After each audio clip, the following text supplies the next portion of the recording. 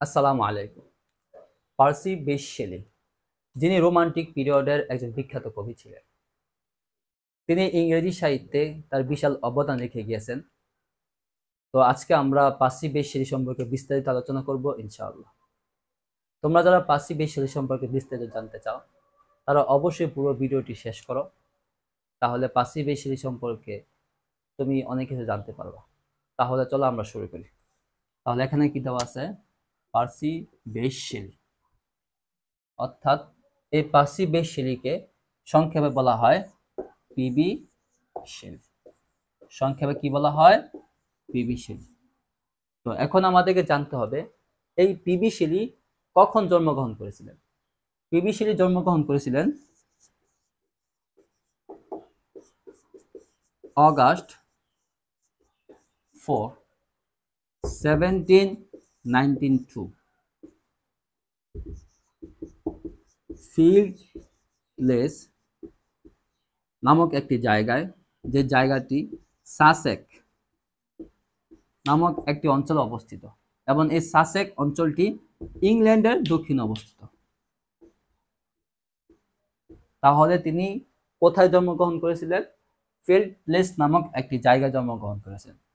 কত খ্রিস্টাব্দে জন্মগ্রহণ করেছিলেন? 1792 খ্রিস্টাব্দে জন্মগ্রহণ করেছিলেন, এবং 1792 খ্রিস্টাব্দের 4 অগাস্ট তিনি জন্মগ্রহণ করেছিলেন। এবং তিনি যেই অঞ্চলে জন্মগ্রহণ করেছিলেন ওই অঞ্চলটির নাম হচ্ছে সাসেক, এবং এই সাসেক অঞ্চলটি ইংল্যান্ডের দক্ষিণে অবস্থিত। তো এখন আমাদেরকে জানতে হবে এই পিবি শেলি কখন মৃত্যুবরণ করেছিলেন। তো পিবি শেলি মৃত্যুবরণ করেন জুলাই 8, 1822, অর্থাৎ তিনি 1822 খ্রিস্টাব্দের 8 জুলাই মৃত্যুবরণ করেন।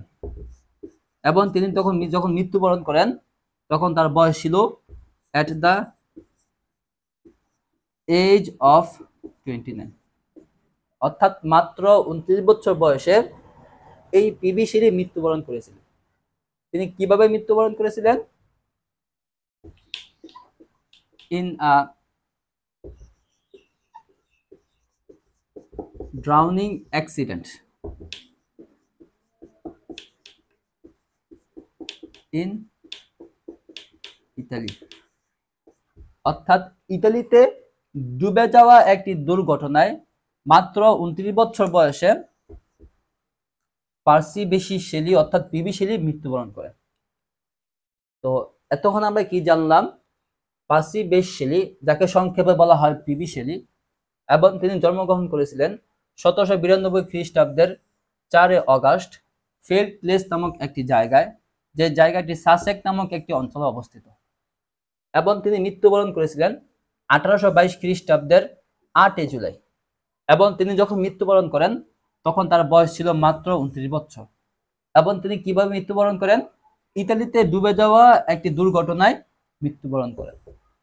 তো এতক্ষণ আমরা জানলাম পার্সি বেশ শেলি কখন জন্মগ্রহণ করেছিলেন এবং কখন মৃত্যুবরণ করেছিলেন, এবং তিনি কিভাবে মৃত্যুবরণ করেছিলেন। তো এখন আমাদেরকে জানতে হবে পার্সি বেশ শেলি তার যে উপাধিগুলো ছিল সেই উপাধিগুলো সম্পর্কে। তাহলে চলো আমরা তার উপাধিগুলো নিয়ে আলোচনা করি। পিবি শেলি অর্থাৎ পার্সি বেশ শেলিকে অনেকগুলো উপাধি দেওয়া হয়েছিল। এর মধ্যে উল্লেখযোগ্য যে উপাধিটা ছিল সেটা হলো তিনি ছিলেন রেভলিউশনারি পোয়েট, অর্থাৎ তিনি ছিলেন বিপ্লবী কবি। তাহলে তিনি কি ছিলেন? রেভলিউশনারি পোয়েট,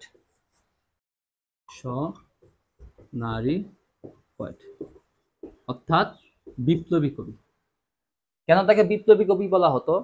কারণ তিনি যে কবিতাগুলো লিখতেন ওই কবিতাগুলো মানুষকে স্বাধীনতার, তারপরে জাস্টিস, ইকুয়ালিটি এবং চেঞ্জ এগুলো সম্পর্কে স্ট্রংলি সাজেস্ট করতো, যার কারণে ওনাকে বিপ্লবী কবি বলা হতো। এবং তিনি বিশ্বাস করতেন কবিরা ছিলেন আনএকনলেজড লেজিসলেটরস ইন দ্য ওয়ার্ল্ড, অর্থাৎ কবিরা পৃথিবীতে অস্বীকৃতিপ্রাপ্ত আইন প্রণেতা ছিলেন। তো এই জন্য তাকে বলা হতো রেভলিউশনারি পোয়েট। নাম্বার 2, ওনাকে বলা হতো লিরিক্যাল পোয়েট, অর্থাৎ গীতিকার কবি। ওনাকে কি বলা হতো? লিরিক্যাল পোয়েট অর্থাৎ গীতিকার কবি। নাম্বার 3 ওনাকে বলা হতো পোয়েট অফ উইন্ড অর্থাৎ বাতাসের কবি। ওনাকে কি বলা হতো? পোয়েট অফ উইন্ড অর্থাৎ বাতাসের কবি। নাম্বার 4 ওনাকে বলা হতো এথিয়েস্ট পোয়েট, ওনাকে নাস্তিক কবিও বলা হতো। এরপরে নাম্বার 5 ওনাকে বলা হতো পোয়েট অফ নেচার,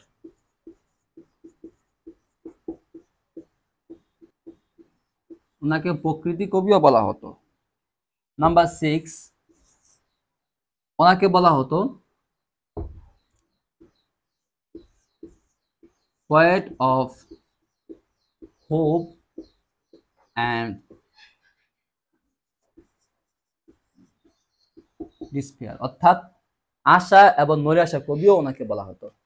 নাম্বার 7 যেটা অনেক গুরুত্বপূর্ণ, ওনাকে বলা হতো রোমান্টিক রেবল।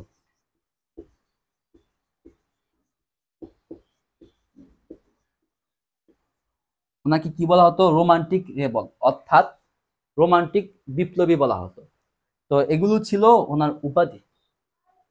তো এতক্ষণ আমরা পার্সি বেশ শেলি সম্পর্কে কি কি আলোচনা করলাম?